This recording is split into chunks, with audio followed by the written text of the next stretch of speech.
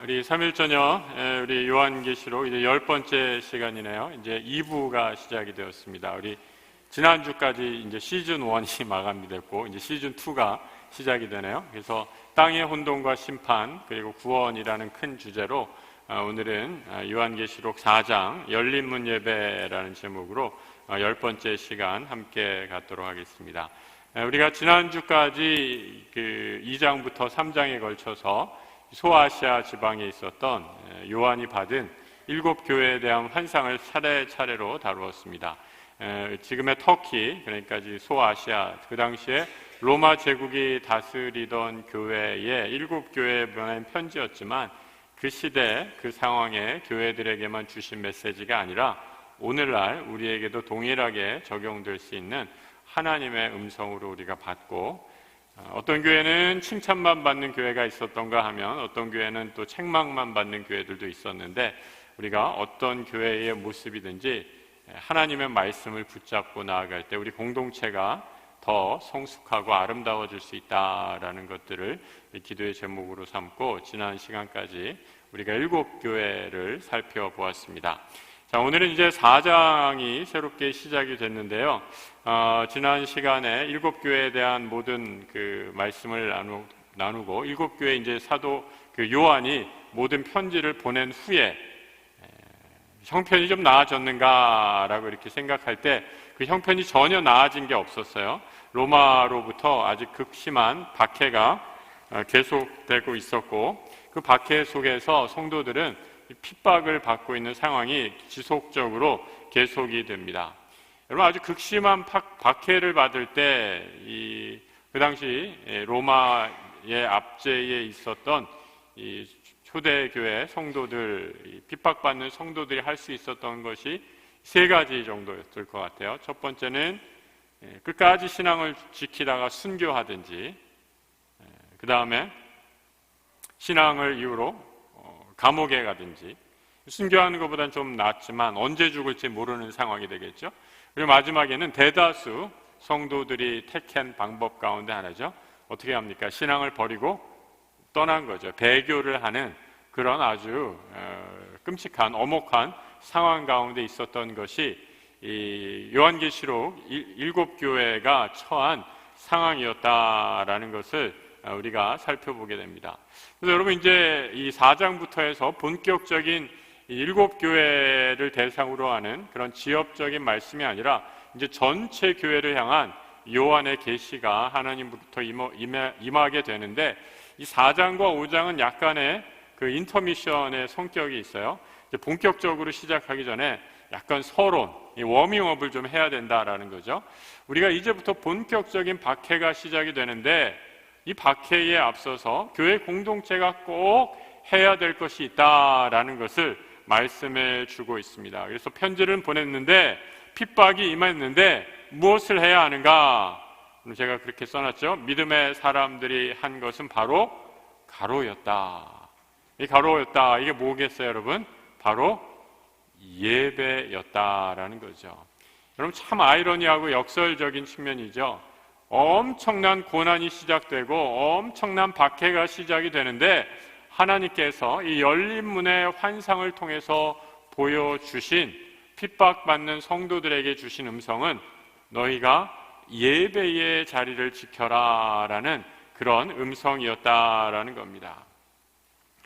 하늘에서 들린 음성이 무엇이었는가라는 것, 그 앞에 있는 구절이 있는데 그것은 하늘에서 들린 음성이 아니라, 하늘에서 들린 음성은 조금 있으면 나올 겁니다. 그래서 제가 나중에 설명해 드리고요.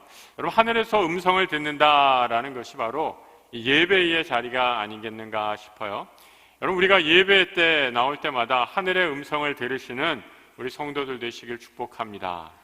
오늘 예배에 나올 때 하나님이 나에게 무슨 말씀을 해주실까라는 이런 기대감을 가지고 나오실 때, 우리가 그 예배를 통해서 살아있는 예배, 하나님의 음성을 듣고 그 음성에 반응하는 온전한 믿음의 삶을 살 수 있다라는 거죠.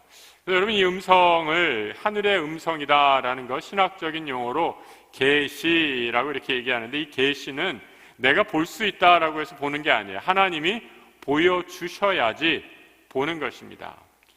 좀 더 쉽게 얘기해서 하나님이 눈을 열어주시고 귀를 뚫어주셔야지 이 계시의 말씀을 보게 되고 듣게 되는 것이 바로 계시의 신비다라고 이렇게 말씀드릴 수 있어요. 그래서 예배는 눈이 열리고 귀가 터지고 마음이 깨닫게 되는 그런 아주 신비한 영적인 체험이다라고 이렇게 말씀드릴 수 있어요. 이 성경의 열왕기하를 보면 여러분 아주 그 엘리사라는 유명한 선지자가 나오죠. 엘리야 다음에 활동했던 선지자가 바로 엘리사 선지자입니다. 그런데 이 엘리사 선지자가 이스라엘의 선지자로 있을 때 아람 군대가 도단해서 이 아람 군대가 이스라엘을 다 포위를 하게 됩니다. 여러분 적들이 지금 다 포위를 한 거예요. 여러분 아마 우리 이제 전쟁이 나서 6.25 전쟁이 나서 이제 벌써 70년이 지나니까 이제 다 기억이 가물가물하시지만 우리 어르신들은 전쟁을 경험하셨던 어르신들은 이 전쟁의 무서움을 아실 거예요. 그 공포를 아주 생생하게 기억하실 것입니다. 이 적들한테 완전히 둘러싸였다라는 거 얼마나 두려운 공포예요. 얼마나 무서운 그런 순간입니까? 그래서 사환이 엘리사에게 이렇게 얘기하죠. 큰일 났습니다. 엘리사 선지자님, 지금 모든 이 아람 군대가 우리를 둘러싸 있습니다. 우리가 어떻게 합니까? 어찌하오리까? 주여 주여 하고 엘리사를 붙잡고 막 한탄하고 걱정하며 두려워하는 장면이 열왕기하 6장에 나오게 되죠. 근데 엘리사는 어떠한 일인지 아무런 요동도 하지 않아요. 걱정하는 기색도 없고 근심하는 것도 없고. 생각해 보세요, 여러분. 적들이 가득 둘러싸고 있는데 떨지 않는 사람이 정상이에요? 떠는 사람이 정상이에요?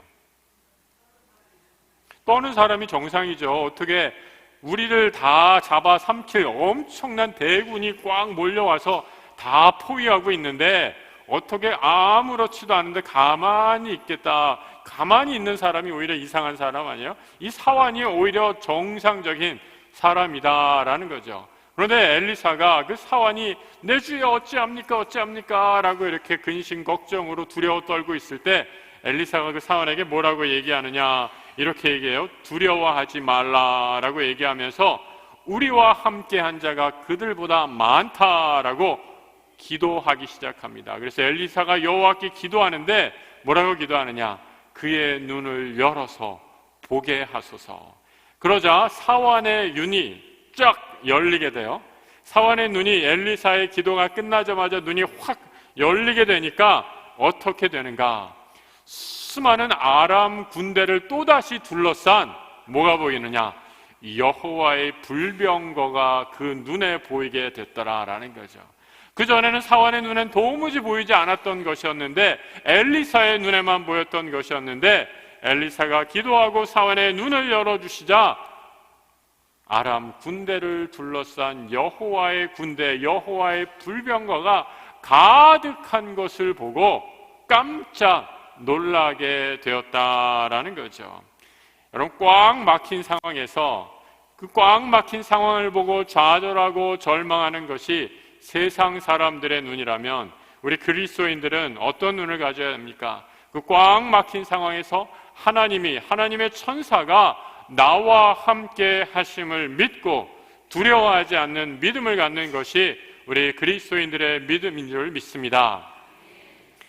여러분, 성경에 보면 이런 하나님께서 눈을 열어주셔서 꽉 막힌 답답한 현실 가운데서도 두려워하지 않고 믿음의 길을 나간 사람이 얼마나 많은지 모릅니다. 바로 대표적인 게 다윗이죠. 다윗이 시편 3편 5절 이하에서 이렇게 고백하고 있어요. 우리 본문에 제가 나눠드렸는데 한번 읽어보죠. 같이 읽어볼까요? 내가 누워 자고 깨었으니 여호와께서 나를 붙드심이로다. 천만인이 나를 에워싸 진친다 하여도 나는 두려워하지 아니하리이다. 여호와여 일어나소서, 나의 하나님이여 나를 구원하소서. 주께서 나의 모든 원수의 뺨을 치시며 악인의 이를 꺾으셨나이다. 구원은 여호와께 있사오니 주의 복을 주의 백성에게 내리소서. 그럼 다윗이 눈을 열어서 봤던 것, 천만인이 나를 진치고 둘러싸고 있는 답답한 현실 가운데 있다 할지라도 우리 여호와 하나님이 나와 함께 하시다라는 것을 발견한 것, 그것이 바로 다윗의 믿음이었다라는 거죠. 여러분, 예배는 무엇을 경험하는 것인가? 바로 우리의 눈을 열어서 하나님이 나와 함께 하시고 하나님이 나와 동행하심을 깨닫는 은혜의 시간이 바로 예배의 시간임을 꼭 기억하시는 우리 성도들 되시길 축복합니다. 여러분, 요한에게 하나님이 주신 음성은 바로 이런 것이었어요. 너희가 지금 교회가 다 부서지고 망가지고 성도들은 도망가고 배교하고 남은 무리들은 너무나 미약하고 연약할지라도 그 예배의 자리에 하늘 문을 여셔서 하나님이 천군 천사와 더불어 너희와 함께 하심을 보여주신다. 그 환상을 보여주시기 위해 하나님은 지금 요한을 예배의 자리로 초대하면서 요한이 본 것을 초대교회 모든 핍박받는 공동체에 보내고 있었다라는 거죠. 여러분, 요한이 이 환상을 보면서 어떻게 했겠습니까? 가만히 있었겠어요? 7교회에 편지를 보냈던 요한이 또다시 자기가 받은 환상을 가지고 모든 성도들한테 알린 것이 바로 요한계시록 4장이죠. 내가 하나님께 이런 환상을 보았습니다. 바로 열린 문의 예배의 환상입니다. 성도들이여 낙심 말고 절망하거나 두려워하지 마십시오. 하나님이 우리와 함께 하십니다 라고 고백하고 찬양하고 영광을 돌리게 된 거죠. 여러분, 예배는 그래서 바로 이런 하나님으로부터 주시는 음성을 듣고 우리의 삶의 모든 문제들이 문이 열리고 하나님이 함께 하심을 경험하는 그런 시간입니다. 요한이 문이 열리자 하늘에서 본 것이 있어요. 그래서 제가 오늘 그 10강의 이 주제를 요한이 하늘에서 본 것, 그리고 뒤로 넘어가면 요한이 하늘에서 들은 것, 하늘에서 행한 것, 보고 듣고 행하고, 이 세 가지 이 어떤 행동에 맞춰서 하나하나씩 살펴보았습니다. 먼저 첫 번째로 요한이 하늘에서 본 것이 무엇인가? 아까 방금 말씀드렸던 것처럼 문이 열린 것을 요한은 지금 보았어요. 하늘의 문이 열려서 하늘의 문 가운데 요한이 그 문 안에서 일어났던 놀라운 일들을 목격하게 되었다라는 거죠. 여러분, 이 요한계시록은 이 문의 이미지를 아주 잘 사용하고 있습니다. 우리가 지난 시간에 7교회를 살펴보면서 우리 빌라델비아 교회를 보면서 그렇게 살펴봤잖아요. 아주 작은 교회, 연약하지만 이 빌라델비아 교회에게 뭐를 주겠다고요? 다윗의 열쇠를 주겠다라고 말씀하면서 이 다윗의 열쇠를 가지는 열면 닫을 자가 없고 닫으면 열 자가 없는 이런 놀라운 하늘의 권능의 열쇠를 빌라델비아 교회에 주겠다라고 말씀하셨죠. 바로 이 빌라델비아 교회가 가진 축복, 복음 전도와 선교의 문이었다라는 거죠. 하나님께서 그 문을 열어주셨다라는 겁니다. 또 라우디게아 교회는 어떤 교회였어요? 지금은 아주 연약하고 지금은 소위 말해서 아주 겉으로만 화려한 그런 교인들이 많은 교회였고 참된 신자가 없었어요. 하지만 라우디게아 교회에게 보낸 하나님의 음성 무엇이었습니까? 내가 문 밖에 서서 너의 문을 두드리노니 너희가 마음 문을 열면 내가 너와 더불어 너와 함께 먹고 마시겠다. 내가 너와 영원히 함께 하겠다라는 그런 음성을 주셨잖아요. 하늘의 문을 여시면 하나님께서 함께 하시고 동행해 주신다라는 겁니다. 그런데 오늘 요한이 이 4장에서도 열린 문의 환상을 보게 되죠. 문이 활짝 열리면서 하늘에 천군 천사의 모습을 보이고 그 천상에서 일어난 예배의 모습이 기록이 되고 있었습니다. 그런데 여러분, 예배에 참여할 때 먼저 요한이 어떻게 얘기하는가? 내가 곧 성령에 감동되었더니 라고 이렇게 얘기하고 있어요. 내가 곧 성령에 감동되었더니, 영어 성경을 보니까 I was in the Spirit 이렇게 쓰고 있어요. 내가 성령 안에서 성령에 사로잡혀 있었다라는 겁니다. 여러분, 예배를 드릴 때 우리의 가장 중요한 전제 조건이 있어요. 그것이 무엇인가? 성령 충만하셔야 된다라는 거죠. 성령이 우리와 함께 하시고 성령 충만하셔야지 하나님의 말씀을 말씀으로 받아들이게 되고 하나님의 말씀에 아멘 할 수 있게 된다라는 겁니다. 성령 하나님은 계시의 영이기 때문에 성령 하나님이 떠나시면 아무리 좋은 천사의 말이 들린다 할지라도 우리가 이 말씀을 아멘으로 받아들일 수 있는 믿음의 능력을 상실하게 된다라는 거죠. 하나님께서 요한에게 성령 충만하게 하셔서 그가 열린 문 환상을 보고 하늘의 음성을 듣고 거기에 아멘으로 화답하게 되었다라는 것이죠. 열린 문에서 본 첫 번째 것이 무엇이었는가? 보좌에 앉으시니 바로 예수 그리스도를 바라보게 되죠. 하나님의 모습이 어떠했는가? 하나님의 얼굴이, 예수님이 이렇게 생겼습니다. 코가 아주 오똑하고 눈이 크고 이런 묘사는 없고요. 앉아 계신, 보좌에 앉아 계신 그 찬란한 영광의 광채를 묘사하기 위해서 요한은 보석을 상징적으로 표현하면서 묘사해 주고 있습니다. 제일 처음에 보좌에 앉으신 이가 벽옥 같은 것을 하고 있었다라고 이렇게 얘기합니다. 벽옥, 이 영어 성경을 보니까 이 제스퍼라는 그 보석의 일종이에요. 약간 자줏빛이 나는 그런 보석을 의미합니다. 그리고 홍보석, 루비 같은 것을 의미하고요. 그 다음에 무지개를, 보좌를 두고 있었다라는 겁니다. 이 자스퍼는 특별히 이 빛이 통과하는 투명한 수정이었다라고 이렇게 얘기합니다. 하나님의 완전한 거룩함을 상징적으로 표현하는 거죠. 그래서 여러분이 하나님의 영광의 빛 안에 이렇게 비치게 되면 이 예배의 자리에 나오는 사람들은 반드시 뭘 해야 하느냐? 죄를 고백해야 하죠. 하나님의 영광의 자리, 빛이 딱 우리 안에 비치게 되면 우리는 죄를 가지고 하나님 앞에 설 수 없기 때문에 반드시 먼저 회개해야 한다라는 거죠. 그래서 여러분, 우리가 예배의 자리에 나갈 때 예수님도 말씀해 주시지 않으셨어요? 산상보훈에서 예배를 하러 가다가 형제와 불화한 일이 있다면 그 말의 의미는 무엇이냐? 내가 죄를 범한 것이 생각난다면 다시 돌아가 그 형제와 화해한 후에 하나님 앞에 와서 온전한 예배를 드려라 라고 이렇게 말씀하는 이유가 바로 거기에 있다라는 거죠. 하나님은 거룩하신 분이기 때문에 우리의 죄를 지은 모습 그대로 나아가서는 온전한 예배가 되지 않는다라는 거죠. 그래서 여러분, 제가 늘 지난번에도 한번 말씀드린 것 같은데 예배 시간에 있는 이 참회의 기도 얼마나 중요한 시간인지 모릅니다. 우리는 카톨릭처럼 고해 성사소를 따로 만들어 놓고 그 안에 들어가서 죄를 고백할 필요는 없어요. 우리는 그리스도의 보혈의 피가 우리의 모든 죄를 사해 주셨기 때문에 그 사유하심의 은혜를 믿고 담대하게 예배의 자리에 나올 수 있게 됩니다. 그렇다고 여러분, 주님이 우리의 모든 죄를 용서해 주셨다라고 해도 어떠세요? 내가 다시는 죄를 짓지 않던가요?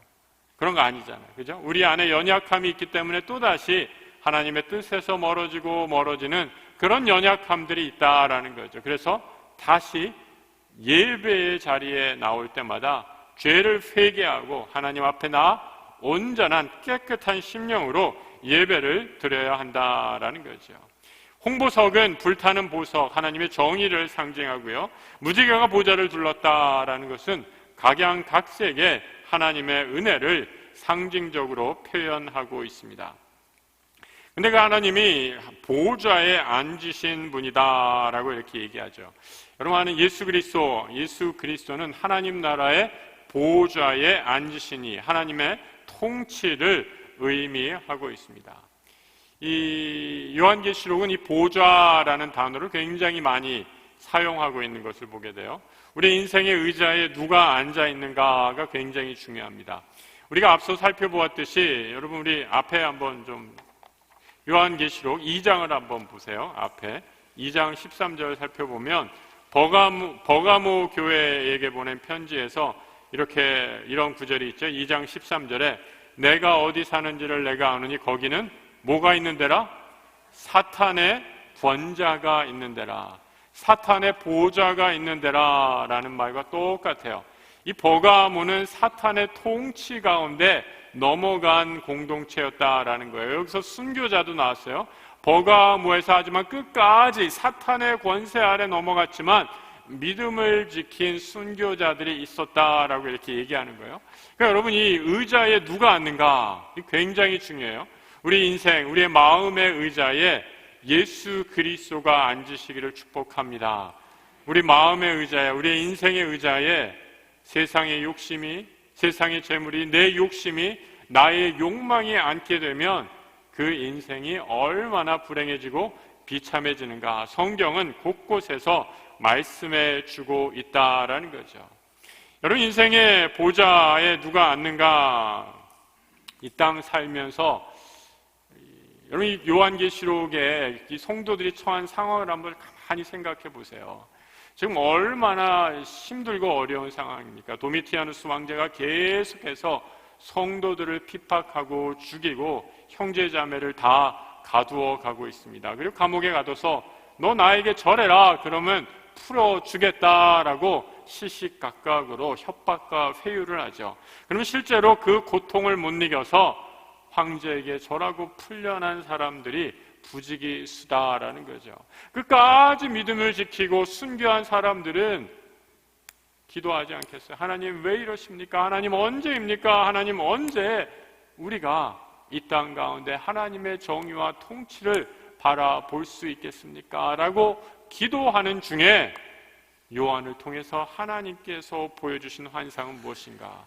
저 우주와 세상 모든 만물을 다스리시고 있는 저 하늘의 보좌에 누가 앉아 있는지를 보아라 라고 하나님께서 요한에게 하늘문을 여시고 보여주신 것이죠. 이 세상과 온 만물을 다스리시는 주는 여호와 하나님이시다, 로마 황제가 아니라 하나님이심을 가르쳐 주고 있다라는 거죠. 여러분, 보좌에 앉으신 이가 진짜 우리 인생의 주입니다. 그분이 바로 예수 그리스도이시죠. 세상에 아무리 힘센 황제도, 세상에 그 황제가 다스리던 아무리 강력한 제국도 영원할 수 없었다라는 거죠. 로마 제국도 다 무너지고 이제 그 주님의 나라만이 영원할 것이다 라는 거죠. 그 보좌를 섬기는 자로 끝까지 예수 그리스도를 보좌에 앉으신 이로 모시는 믿음의 결단을 할 것을 오늘 환상을 통해서 말씀해 주고 있다라는 거죠. 보좌에 앉으신 이의 모습을 묘사하면서 또한 그 보좌를 둘러싼 24장로의 모습을 말해 주고 있습니다. 면류관을 쓴 장로라고 표현하고 있고요. 이 24장로가 누구냐라는 여러 가지 해석들이 있습니다. 이 24장로, 이 2단에서는 이걸 뭐 이렇게 막 숫자의 개념을 막 이렇게 확대해가지고 뭐 24장로에서 14만 4천 뭐 이렇게 숫자를 인위적으로 정해서 이 안에 빨리 들어오지 못하면 다 구원받지 못합니다라고 엉뚱한 해석들을 하게 되는데, 여러분, 이 24라는 의미의 그 본문에서 말하는, 그리고 요한계시록 맥락에서 의미는 교회를 의미하는 것입니다. 24장로가 가르치는 것은 이스라엘이 여러분 몇 지파였죠? 이스라엘 지파가 12지파였죠. 구약의 12지파가 오래된 올드 처치, 옛 교회라고 한다면 신약에는 예수님의 제자가 누구였어요? 12제자였죠. 한 명 가룟 유다가 죽고 나자 다시 마띠아라는 제자를 세워서 12명 교회의 제자의 결혼을 보충했죠. 그래서 12제자가 있었습니다. 구약의 12지파, 신약의 12제자 합하면 24장로를 상징적으로 묘사하는, 이 땅의 모든 교회를 상징적으로 묘사하는 것이다 라는 거죠.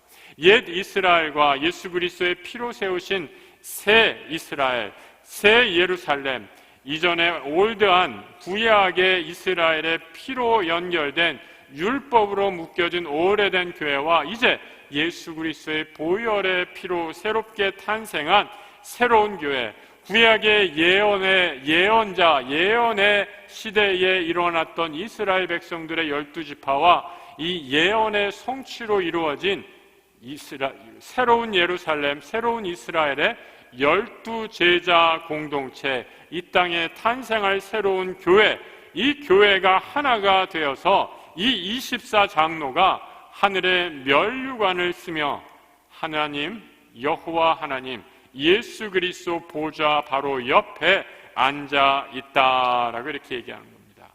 그래서 여러분, 이 교회는 하늘의 면류관을 쓰고 하나님께서부터 교회에게 하나님이 받은 권세를 상징하죠. 이 면류관이라는 것은 권세를 상징하는 것입니다. 하나님이 이 땅의 모든 교회에게 하늘의 권세를 부어주시고 그 권세를 통해 이 땅에 하나님 나라의 권세와 그 영광을 확신 있게 보여주시는 상징적인 의미입니다. 그 다음에 또 하나 이 요한이 본 것은 유리바다와 네 생물의 모습을 보여주고 있습니다. 이 4장 6절, 오늘 본문 4장 6절을 한번 보세요. 이렇게 표현이 되고 있죠. 보좌 앞에 수정과 같은 유리바다가 있고 보좌 가운데와 보다 주위에 네 생물이 있는데 앞뒤에 눈들이 가득했다라고 이렇게 표현하고 있습니다. 여러분, 이 요한계시록의 이런 짐승들, 천국의 문, 하늘의 문이 열렸는데 아주 눈이 가득한 무시무시한 짐승이 있구나 이렇게 생각하니까 천국은 갈 곳이 못 된가 보다 이렇게 생각하시면 안 되고요. 이 여기서 말하는 이 짐승도 굉장히 상징적인 그런 표현이다라고 이렇게 이해하시면 될 것 같아요. 먼저 유리바다라고 이렇게 표현하고 있죠. 수정과 같은 유리바다라고 이렇게 말씀하고 있습니다. 다시 아까 말씀드렸던 것처럼 하나님 앞에 하나님의 보좌 앞에 설 때 정결한 옷을 입은 깨끗한 영혼, 주의 신부의 옷을 입은 깨끗한 마음으로 이 유리바다를 통과할 수 있음을 말씀해 주고 있죠. 그리고 또 하나가 나오는 것이 네 생물의 모습입니다. 그런데 이 생물에 눈들이 가득하다라고 이렇게 얘기하고 있어요. 이 구약에서, 특별히 성경에서 눈이다라는 것은 하나님의 지혜를 상징합니다. 기묘한 짐승이 있는데 그 온몸에 눈들이 가득하다라는 것은 하나님의 지혜가 아주 풍성하고 충만한 그런 영적인 존재가 있었다라는 것을 말씀해 주고 있는 거죠.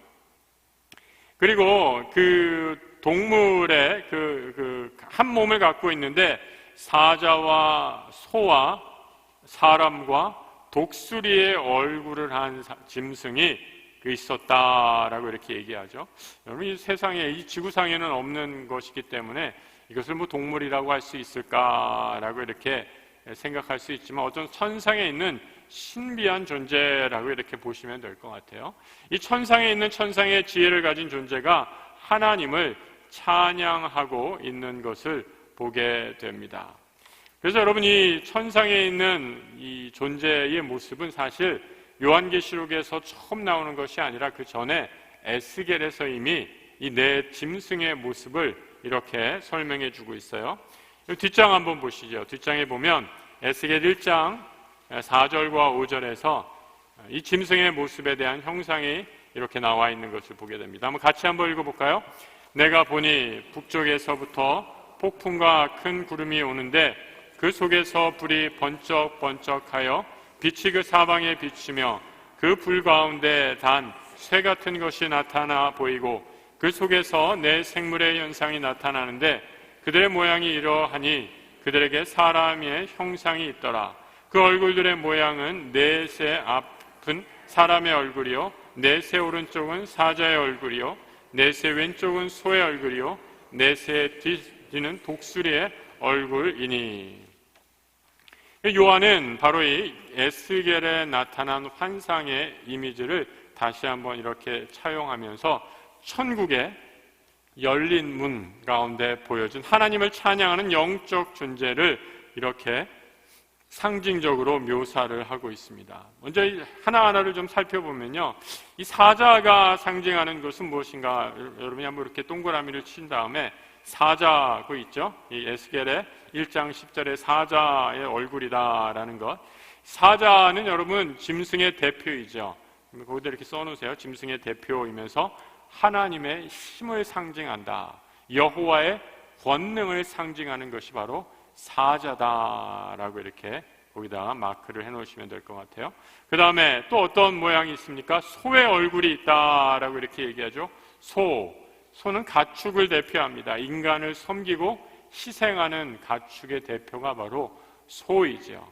그래서 여러분, 이 소는 우리 주님이 우리를 위해 하신 희생 제물로서의 모습을 상징하는 모습이 바로 소이다라고 이렇게 말씀드릴 수 있어요. 그리고 또 하나, 이 얼굴의 모양 가운데 사람의 얼굴이 있었어요. 사람의 얼굴이 있었다. 사람의 얼굴은 무엇이냐? 사람은 피조물의 대표로 하나님께서 모든 피조물을 다스릴 지혜를 사람에게 주신 영적인 이 만물의 영장 가운데 하나가 사람이다라는 거죠. 그래서 세상을 다스리시는 하나님의 권세를 상징적으로 표현하는 것이 사람의 얼굴을 이렇게 말씀할 수 있고요. 그 다음에 마지막으로 독수리의 얼굴은 무엇이냐? 독수리의 얼굴은, 여러분, 독수리, 하늘을 나는 독수리, 아주 민첩한 그런 독수리를 상징하는데, 이 독수리는 이 땅의 한계를 넘는 하나님의 비전을 상징적으로 표현하는 요한의 하나님의 환상을 본 것들을 여기에서 설명하고 있다라는 거죠. 그래서 여러분, 지금 이 여러 모양의 환상, 이 지구상에는 없는 이런 신비한 영적 존재를 언급하면서 핍박을 받고 있는 성도들이 과연 무엇을 바라볼 것인가, 너희들의 시선을 어디에 두어야 할 것인가 질문하고 있습니다. 요한은 이 구절을 통해서 무엇을 말씀하고 있느냐? 하나님이 사자처럼 전능하신 분이고 소처럼 우리를 위해 희생하신 분이고 만물의 영장인 인간처럼 천하를 다스리시면서 이 땅의 한계를 뛰어넘어 저 하늘로 너희들을 높이 올려주실 분, 그 하나님을 바라보라라고 이렇게 이 환상을 통해서 말씀해 주고 있다라는 거죠. 여러분, 이 당시 이 초대교회 성도들은 카타콤, 지하 동굴 혹은 무덤에서 예배를 드리고 있었습니다. 무덤에서 예배를 드린다라는 것, 정말 소망이 없는 상황이죠. 무슨 희망을 가질 수 있겠습니까? 그런데 이 요한에게 주신 환상을 통해서 하나님 뭐라고 말씀하시는가? 너희들이 그 죽음의 골짜기, 그 무덤에서 드리는 예배를 내가 기뻐 받으신다라고 이렇게 말씀하시고 있는 거죠. 너희들이 세상에서 핍박받고 손가락질하고 바보 멍청이라고 그렇게 황제에게 절 한 번만 하면 편한 삶을 살 수 있다고 다들 그렇게 얘기하는데 끝까지 신앙을 지키기 위해 예배를 사모하고 끝까지 그 모든 고난을 길을 가는 너희들을 향해 하나님께서 함께 하시고 너희들을 보고 계시다라고 약속해 주고 있는 거죠. 여러분, 사실 로마는요, 기독교를 박해하는 그런 국가가 아니었어요. 어떻게 하기만 하면? 황제에게 절하기만 하면. 로마라는 나라는 로마가 엄청난 그 당시 지중해의 유럽을 다 먹은 아주 강대한 제국을 이룰 수 있었던 이유 중에 하나는 뭐냐면, 로마는 그 나라를 지배하면 그 나라가 갖고 있는 종교를 다 인정해주는 그런 정책을 폈어요. 왜냐하면 식민지와 이 트러블을 일으키지 않기 위해서. 무엇만 하면? 황제에게 절만 하면. 그런데 기독교인들이 황제에게 절을 안 하는 거예요. 그러다 보니까 점점 핍박이 강해지고 그 핍박이 네로와 도미티아누스 황제 때 아주 크게 달하면서 요한계시록에 있었던 성도들이 엄청난 핍박과 순교를 당하게 되는 일들이 벌어지게 된다라는 거죠. 여러분, 요한계시록의 이 핍박받는 교회의 모습을 보면서 저는 그런 생각을 해봤어요. 오늘날 우리 교회 그리스도인들, 우리 그리스도인들 바로 교회 아니에요? 오늘 우리 하나님의 교회를 이루고 있는 우리 성도 한 분 한 분. 여러분, 우리는 여러분 어떻습니까? 우리는 그리스도를 바라보다 핍박을 받는 게 아니라, 여러분 가운데 혹시 그리스도 바라보다 핍박받는 분 계세요? 아니, 물론 뭐 가정에서 일어나는 사소한 일들 말고 여기 지금 요한계시록에서 일어나는 그런 류의 핍박을 말씀드리는 거예요. 그리스도를 바라보다 이런 엄청난 핍박을 받는 그리스도인들은 오늘날에 없어요. 오늘날 그리스도인들의 문제는 뭐냐? 오늘날 교회의 문제는 뭐냐? 너무 그리스도를 바라보지 않아서 받는 세상의 비판과 손가락질이죠. 교회 다니는 사람들 왜 그래?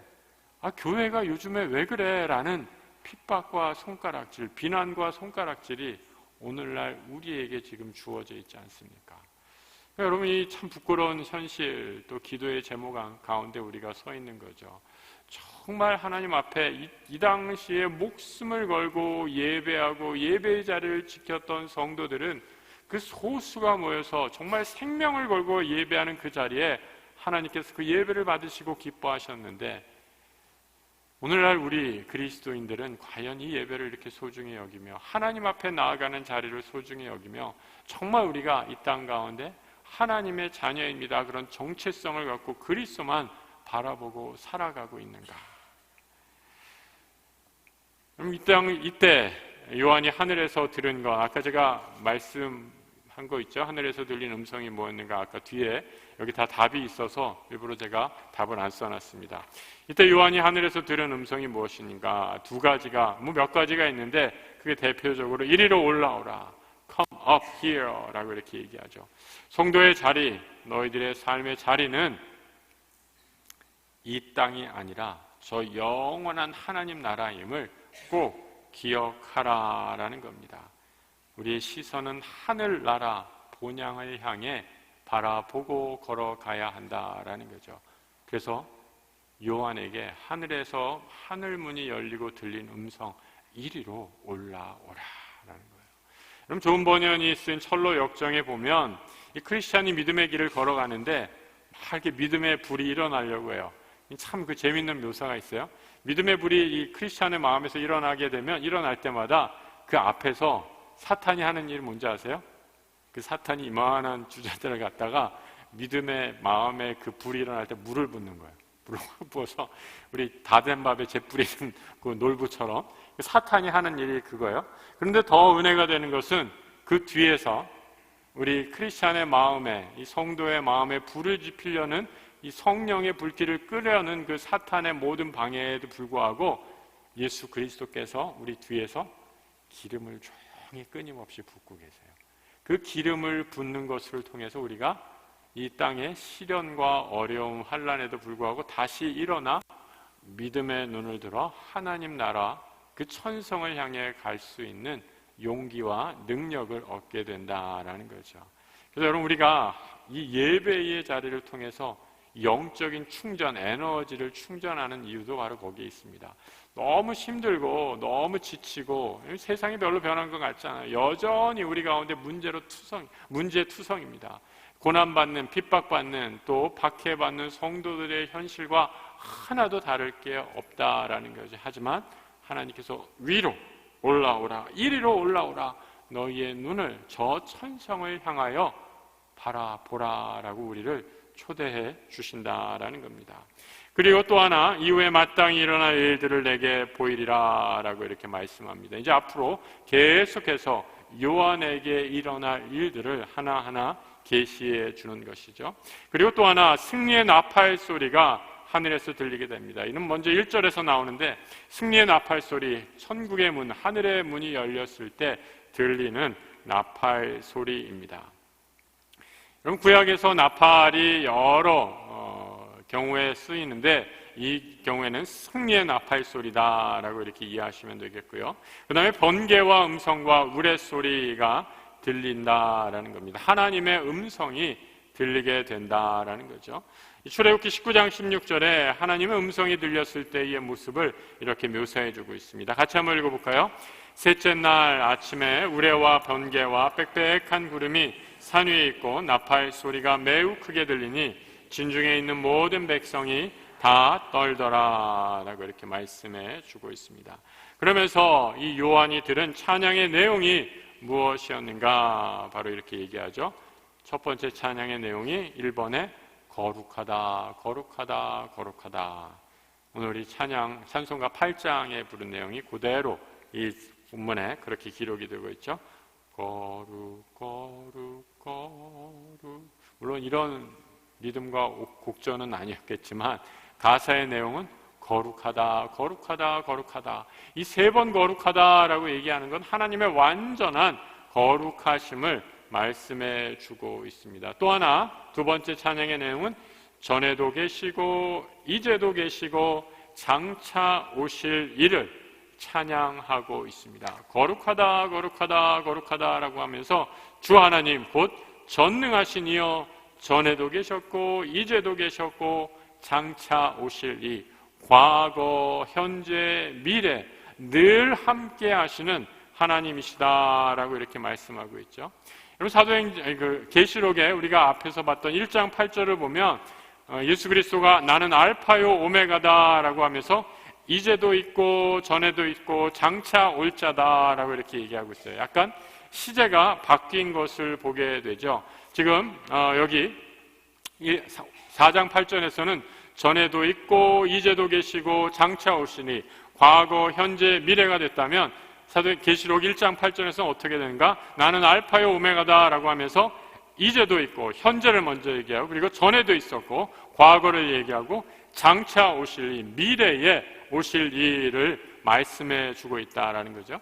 시제가 바뀌는데 과거, 현재, 과거 이렇게 바뀌는데 이 말의 의미는 하나님이 모든 시간에 예수 그리스도께서 주인이 되신다라는 하나님만이 경배의 대상임을 말씀해 주고 있습니다. 그래서 여러분이 예배의 중심이 무엇인가 했을 때 예배에 하나님이 우리의 모든 시간의 주인임을 고백하면서 하나님을 향하여 드리는 예배, 이것이 얼마나 중요한가라는 것을 오늘 이 열린 문 예배를 통해서 요한이 보여주고 있습니다. 열린 문 예배 때 마지막으로 요한이 본 것이 무엇이었는가? 하늘에 있는 장로가 엎드려서 경배했다라는 거죠. 이 땅의 모든 교회들이 여호와 하나님 앞에 예수 그리스도 앞에 자신의 면류관을 보좌 앞에 드렸다라는 거죠.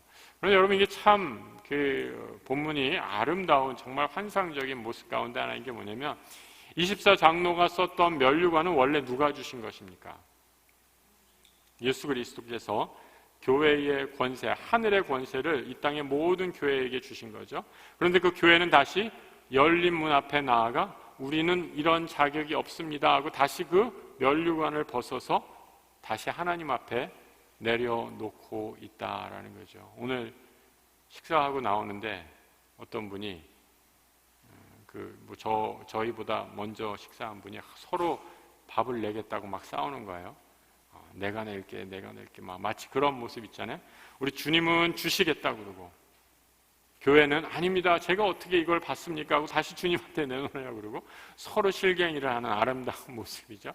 이 영광의 면류관, 하나님 앞에 드리는 면류관의 모습이 바로 이런 모습이었다라는 겁니다. 나는 자격이 없습니다. 나는 무익한 종입니다.